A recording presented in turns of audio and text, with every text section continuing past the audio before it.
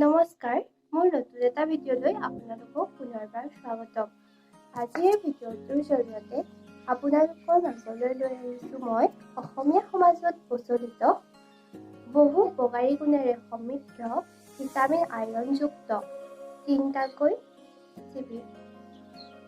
প্ৰথম ৰেচিপিটো হৈছে মাছৰ সৈতে পনৌনোৱা শাকৰ আঞ্জা।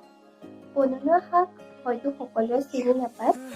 বলক এতিয়া ক'তনো পায় আৰু কেনেকৈ ৰান্ধিবলৈ সকলোখিনি দেখুৱাওঁ আৰু ৰেচিপিটো কেনেকৈ বনাব পাৰি তাকো দেখুৱাওঁ।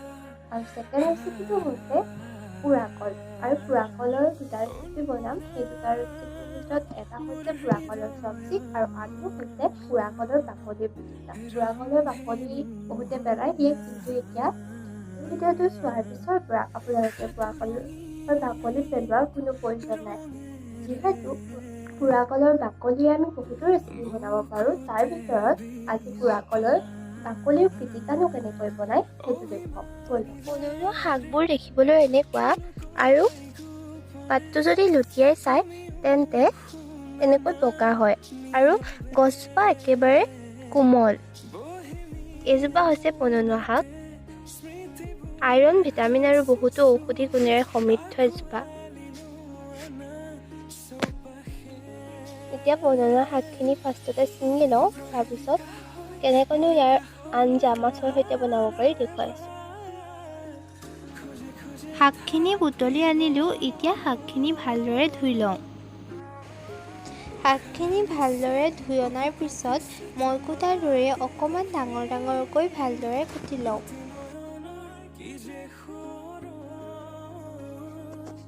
শাকখিনি কুটা হৈ গ'ল। আপোনালোকে দেখিছে নহয়, শাকখিনি মই একেবাৰে সৰু কৰি দিয়া নাই, যিহেতু এইটো বহুত কোমল শাক। অলপ সময় ভাজিলেই কোমলি যায়, সেয়েহে অকণমান ডাঙৰ কৰি ৰাখিব। এতিয়া মই আলুখিনিও কুটি লওঁ।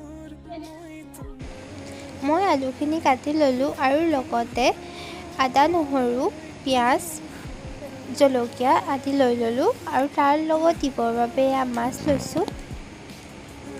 এতিয়া এইখিনি কেনেকৈনো বনাওঁ চাই থাকক। প্ৰথমতে মাছটো ফ্ৰাই কৰি ল'ম।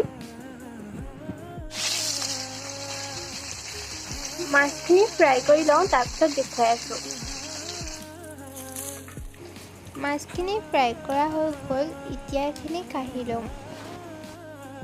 একেখন কেৰাহীতে থকা তেলত আৰু অলপ তেল দি তেল গৰম হোৱাৰ পিছত তাত শুকান জলকীয়া দুটা, পিঁয়াজ আৰু স্লাইচকৈ কাটি লোৱা আদা, নহৰুখিনি দি ভালদৰে ৰঙা ভাজি ল'ম। এইখিনি ভজা হৈ গ'ল। এতিয়া আমি আলুখিনি দি দিম।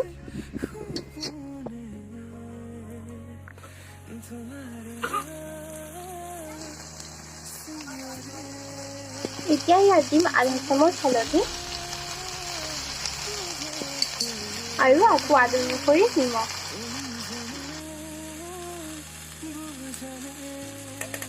এইখিনি ভালদৰে ফ্ৰাই কৰি ল'ম, তাৰপিছতে শাকখিনি দিম।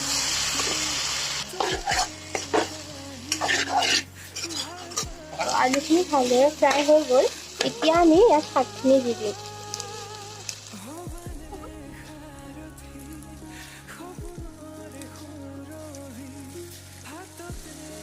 এতিয়া এইখিনিও ভালদৰে ভাজি ল'ব লাগিব আলুৰ সৈতে।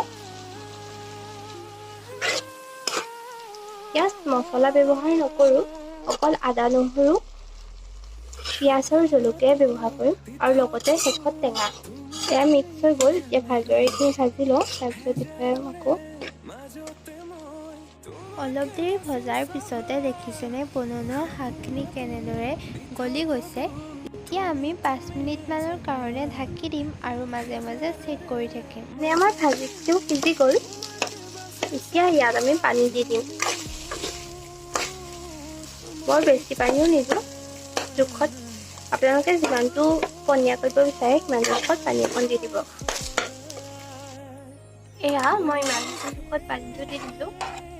এতিয়া এয়া উতল অহালৈকে ঢাক মাৰি থ'ম। উতল অহাৰ পিছত ইয়াত মাছখিনি দি দিব লাগিব। এয়া দেখিছেনে চব্জিত উতল আহিছে। এতিয়া আমি অকণমান আলুবোৰ ভাঙি ল'ম, তেতিয়া চব্জিকণ ডাঠ আৰু খাবলৈ ভাল হ'ব।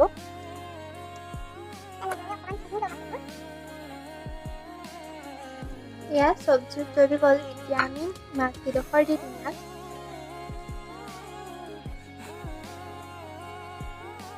মাছৰ আঞ্জাখন নমাই লোৱাৰ পিছত ইয়াত অকণমান নেমু চেপি দিছোঁ। আপোনালোকে বনাই থকা সময়তো দিব পাৰে। এয়া হৈ যাব। প্ৰায় 2 চামুচমান নেমু দি দিলোঁ। চামুচেৰে অকণমান লৰাই দিলোঁ। বছ হৈ যাব। মাছৰ সৈতে পননোৱা শাকৰ আঞ্জাকণ ৰেডি হৈ গ'ল। এতিয়া আমি নেক্সট ৰেচিপিটো বনাবলৈ আৰম্ভ কৰোঁ। পুৰা কল বা কাঁচকল কেইটা এইকেইটা মই 5টা কাঁচকল লৈছোঁ আৰু ইয়াক কেনেকৈ বাকলি গুচাব লাগিব দেখুৱাই গৈছোঁ। চাই যাওক। যিহেতু মই পোৰা কলৰ বাকলিৰো পিটিকা বনাম বুলি কৈছিলোঁ, সেয়েহে পোৰা কলৰ বাকলিখিনি সম্পূৰ্ণকৈ গুচাই নেপেলাওঁ, মাত্ৰ তাৰ আগখিনিহে গুচাই ল'ম।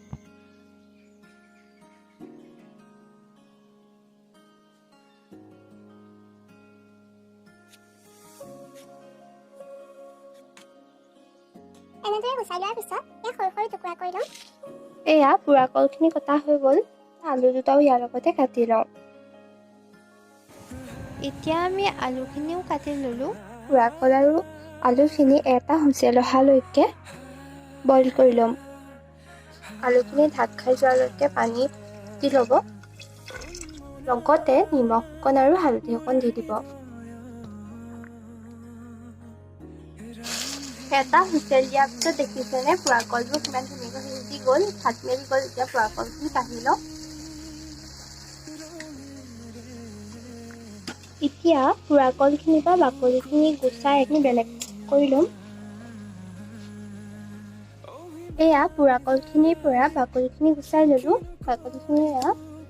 এতিয়া ইয়াত দিবৰ বাবে মই লৈছোঁ জলকীয়া 2টা কাটি পেলাই সৰু সৰুকৈ আৰু পিঁয়াজ সৰু সৰুকৈ কাটি ল'লোঁ। লগতে আদা আৰু নহৰু পেষ্ট এটা।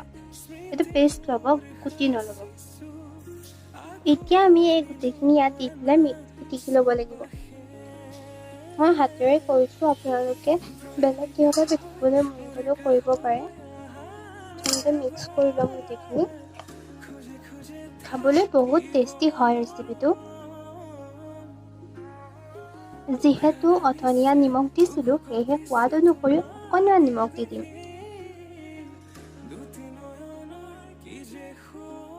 আৰু লগতে অকণমান মিঠাতেল অকণমান দিম, বৰ বেছিও নিদিওঁ। এতিয়া গোটেইখিনি মিক্স কৰি ভালদৰে পিটিকি ল'ব লাগিব। পিটিকি লওঁ, তাৰপিছত দেখুৱাই আছোঁ। এয়া পিটিকি হৈছেগৈ আৰু অকণমান বাকী আছে।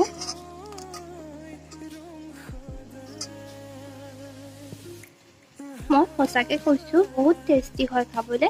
আপোনালোকে বাকলিটো পেলাই দিয়া সলনি এনেদৰে পিটিকা বনাই খাবচোন। আমাৰ ছেকেণ্ড ৰেচিপি পোৰা কলৰ বাকলিৰ পিটিকা হৈ গ'ল। এতিয়া কেনেকুৱা লাগিছে কমেণ্টত জনাব দেই সকলো। এতিয়া যাওঁ আমি থাৰ্ড ৰেচিপিৰ মাজলৈ। আমাৰ তেল গৰম হৈ গ'ল। এতিয়া আমি ইয়াত দিম পিঁয়াজখিনি কাটি থোৱা। পিঁয়াজখিনি গল্ডেন ব্ৰাউন হোৱালৈকে ভাজি ল'ম। পিঁয়াজৰ লগতে দি দিম শুকান জলকীয়া। এইখিনি একেলগে ফ্ৰাই কৰি ল'ম। পিঁয়াজ আৰু জলকীয়া ইয়াত ফ্ৰাই হৈ গ'ল। এতিয়া আমি ইয়াত দি দিম থৈ দিয়া আদা নহৰু পেষ্টকণ।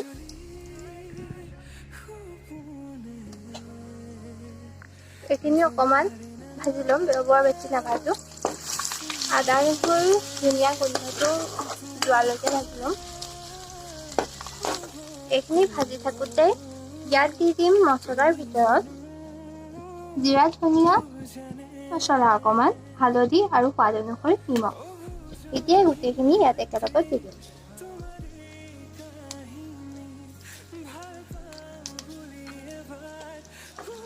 একেলগত অকণমান ফ্ৰাই কৰি ল'ম।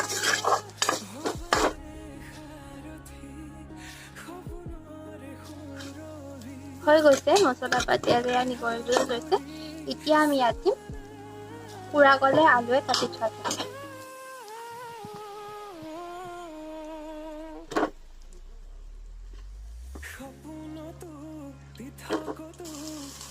গোটেইখিনি দি ল'লোঁ। এতিয়া এইখিনি মছলাখিনিৰ সৈতে ভালদৰে ভাজিব লাগিব। প্ৰথমতে এইখিনি ফ্ৰাই কৰি লওঁ, তাৰপিছত অকণমান এইখিনি ভজা হৈ গৈছে। এতিয়া আমি ইয়াত দিম পানী।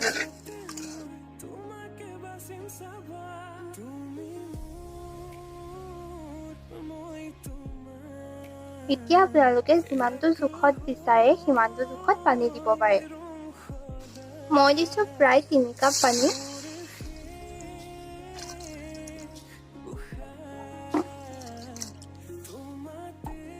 এইখিনি উতল অহালৈকে অলপ দেৰি ঢাক মাৰি দিম। অথনি যে পকা জলকীয়া এটা লৈছিলোঁ তাৰ লগত নহৰু 5 ফুটা লৈছোঁ। এইখিনি পিহি চব্জিটো নমাবৰ সময়ত দি দিম। চব্জিখনত আৰু বেছি সোৱাদ আনি দিব। এইকণ পিচি ল'লোঁ, হাতত জলকীয়া লাগি আছে। এতিয়া এইকণ আমি চব্জিৰ শেষত দি দিম।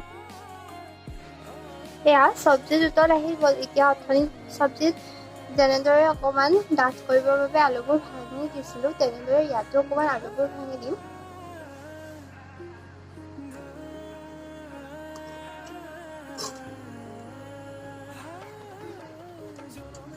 এতিয়া থৈ দিয়া মছলাখন ইয়াত দি দিম।